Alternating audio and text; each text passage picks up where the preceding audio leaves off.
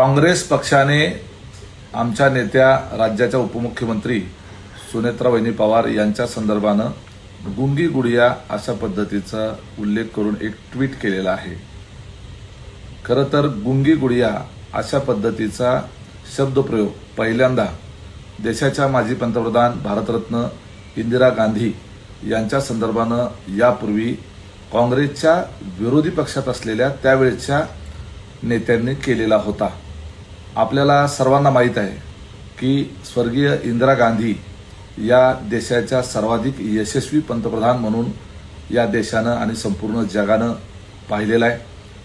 स्वर्गीय इंदिरा गांधी यांच्या व्यतिरिक्त आजपर्यंत देशामध्ये झालेल्या कुठल्याही पंतप्रधानांना पाकिस्तानचे 2 तुकडे करून त्यांना अद्दल घडवण्याचं कार्य करू शकलेले नाहीयेत।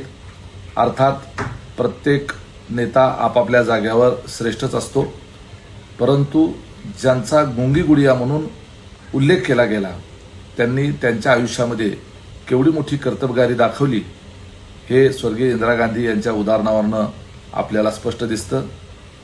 सुनेत्रावहिनी पवार यांच्यावर अजितदादांच्या अकाली निधनामुळे अचानक पक्षाच्या नेतृत्वाची आणि त्याचबरोबर राज्य सरकारमध्ये उपमुख्यमंत्री पदाची जबाबदारी आलेली आहे।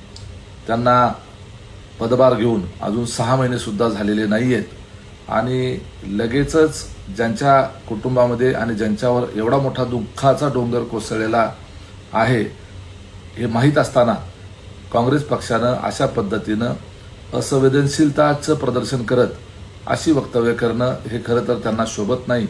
एक प्रकारे त्यांनी गुंगी गुडिया हे सुनेत्रावहिनींच्या संदर्भानं उल्लेख करून काँग्रेसच्या त्यांच्याच नेत्या असलेल्या इंदिरा गांधी यांची सुद्धा एक प्रकारे टिंगल केलेली आहे हे यातून दिसतं।